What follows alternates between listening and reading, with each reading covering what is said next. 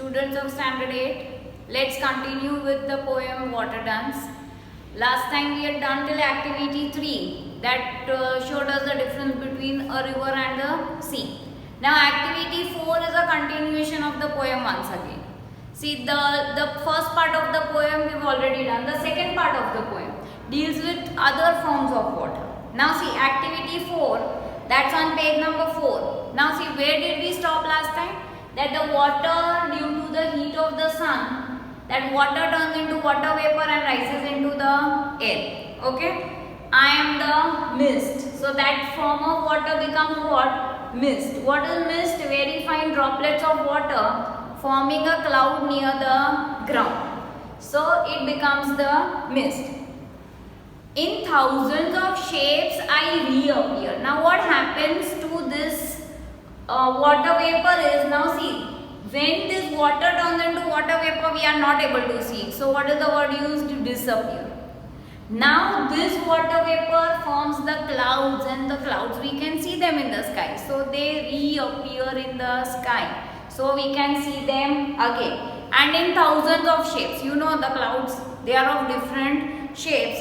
And they reappear in the sky above the earth in the blue sky. I float, I drift. You know, clouds in the sky are never steady. They are never at one place. They keep on moving from one place to another. That is why what is the word used for the clouds? They are floating in the air. I float, I drift. Drift means pulled up. So they are drifted by the air. Who is pulling the clouds in the sky? The air. I am the clouds. Carried by winds. See, these clouds are carried by winds to distant places. Distant means far away. See, we are not using the word distance. We are using the word distant. Distant means far away. Now, these clouds are carried far away. Growing heavier, growing darker. Now, see, gradually what happens? The cloud collects a lot of water and slowly it becomes heavy. And when we know, when there are rain clouds in the sky, they are very dark. Okay, whenever you see dark clouds in the sky, means you understand it's going to rain. So they grow heavy. Heavy why? Because of the weight of the water. And they become dark. And then growing heavier, growing darker, returning. Now that water will again come back to the earth in the form of rainfall. Okay. So the clouds, when they become very heavy, like they cannot take in more water now, then what happens? They start shedding the water down. I am the storm front, and generally before it starts raining, what do you see in the sky? The storm.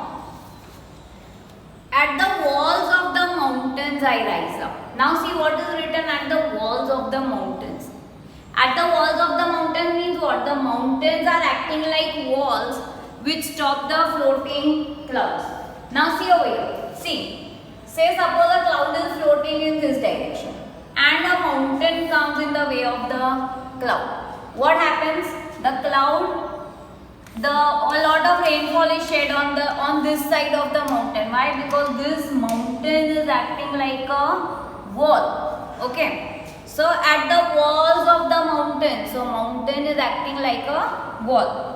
I rise up. So what will the cloud do? It has to rise up because the floating cloud is obstructed by the mountain. What does the cloud have to do? The cloud has to rise up. As gleaming power-filled towers, and it rises up how? As gleaming. Gleaming means shining. Power-filled, you know, at that time when before the rain there is a lot of thunder and lightning. So you feel as if the clouds have so much of power.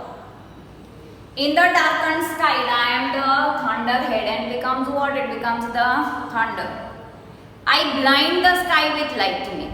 And again, when there is rainfall, you know, before it starts raining, especially heavy rain, you will hear a lot of thunder and you will see a lot of lightning in the sky. I blind the sky with lightning. The earth trembles with my thunder. Now see, trembles means shakes. Okay, sometimes when we hear very loud thunder, we also feel scared. Even though we are sitting in our house, we feel scared. Why? Because of the loud noise that it makes. I rage. So what do you feel at that time? Rage means what? Rage means anger. Okay, so at that time when there is a lot of thunder, what do you feel? As if the sky is very angry or the clouds are very angry. That is an impression we have in our mind. Why? Because there is so much of noise, there is so much of lightning in the sky. So when there is thunder and lightning in the sky, we feel as if the sky is very angry on us. So the poet has used the word rage. I drench the mountainside. Drench means you make something completely wet, that is called drench. Say sometimes if you are coming to school and it starts raining and you don't have a raincoat, you get wet in the rain and it's raining very hard. Okay, there is heavy rainfall. What is the word you use? I got drenched in the rain. So drench is to wet thoroughly. Means you make something wet completely. The word used is drench. I drench the mountainside. I am the storm. So another form of water, that is the storm. Storms come, storms pass. We know many times there are many storms. They come and they go away. I am countless droplets of rain left floating in the silent air. And there are some droplets of rain that are left floating in the air. Now see, when the sunlight passes through these raindrops, what happens? They reflect all the 7 colors of light and they form a rainbow in the sky. Okay, the 7 colors, then you can see a beautiful rainbow in the sky because the sunlight passes through the droplets of water. And because of that, when the light gets reflected, they form a rainbow. And countless droplets of water of rain left floating in the silent air. I reflect all the colors of sunlight, and we know in the rainbow there are 7 colors. So those 7 colors you have already done it in your 6th standard, okay? The 7 colors of sunlight. So these are left floating in the air and they form a beautiful rainbow. I am the rainbow. I am one thing, I am many things, I am water. So over here again, what is the poet saying? The first line, the poem began with the same line. I am one thing, I am many, I am water. And this is my dance throughout the world. So this is how you see water throughout the world in different forms.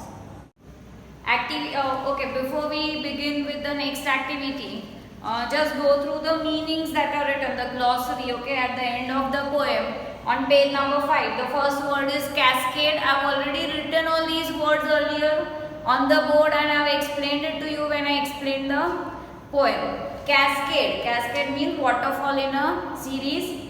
Spiraling. Spiraling means something, if it is going round like this in a coiled way, it is called spiraling. It is coiled in a round or a cone shape. Say if something is moving like this, we call it spiraling. Either it is in a round shape or it is in a cone shape. Plunging, throwing forcefully or diving.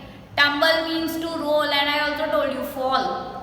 You bang against something and you fall down, that is also called tumble. Drawn over here means pulled. See over here, drawing does not mean drawing in your sketchbook. Over here, draw has 2 meanings. Draw when you draw something, so that is a picture that you are drawing, but over here draw means to pull. Palisades means fence of pointed stakes. Creek means the arm of a river. Drench, as we discussed this, drench means to wet thoroughly. Say if there is heavy rain and you get wet completely, that is called drenched. Mist means very fine droplets of water forming a cloud near the ground.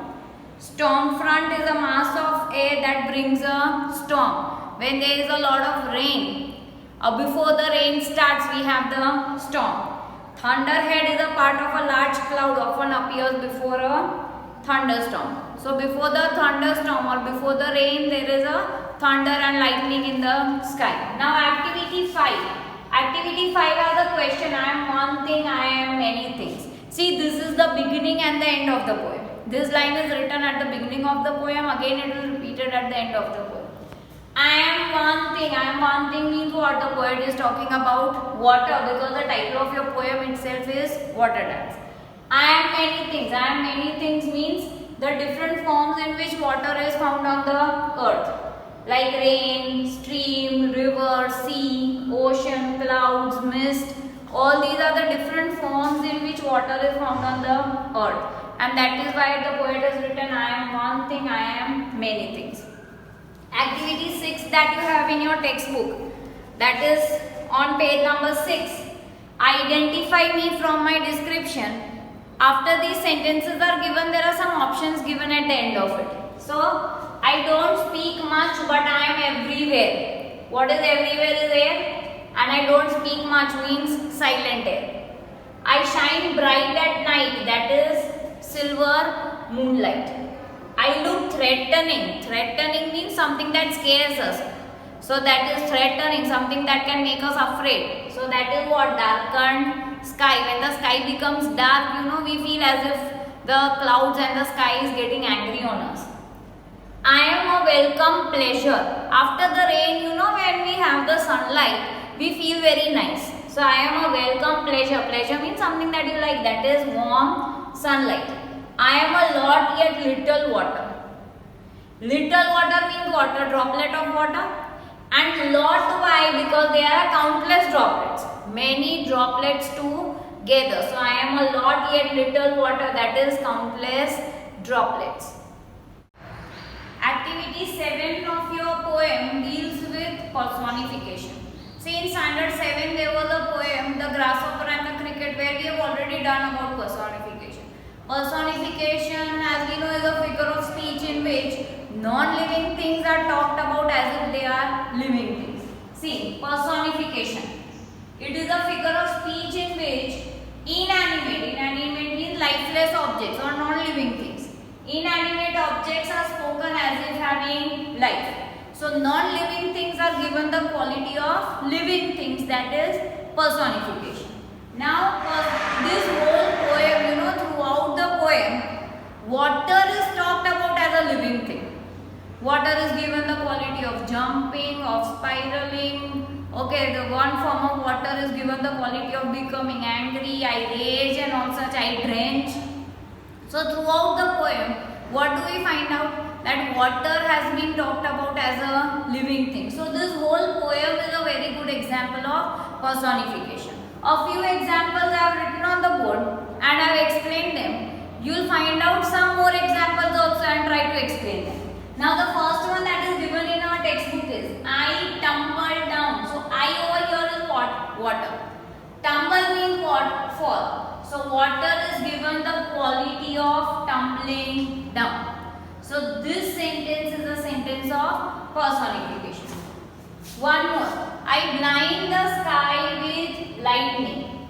I over here is thunder. Thunder is given the quality of making someone blind. Next, I leap from a stone cliff. So I stands for what? Water. Leap means what? Jump. So water is given the quality of jumping. Like a living thing, see, it is leaping like a living thing. So water, which is a non-living thing, is talked about as if it is a living thing. Drawn upwards by warm sunlight. As I told you, draw over here means to pull. And who is pulling the water from the earth in the sky is the sunlight. So over here, drawn means pulled. So over here, what is personified? Sunlight is personified. Sunlight is given the quality of pulling something up. So sunlight is given the quality of pulling something upwards. I rage. Rage means, as I told you, becoming angry. I is the storm and rage means anger. So storm is given the quality of becoming angry. I drench the mountainside. Again, I is the storm. Drench, as I told you, making something completely wet is called drench.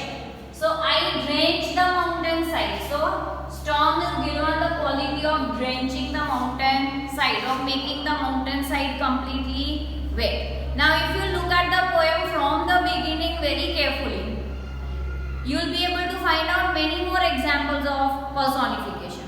I have written 6. You can try finding 4 more and make them 10. Okay, and these things what is given, what is written on the board every day, see that you copy it in your notebooks. Plus start making like activity 5, activity 6, this one activity 7, all these are the things which you need to write in the notebook, and the glossary, all these things. See that you keep your notebook also updated as you keep seeing the video.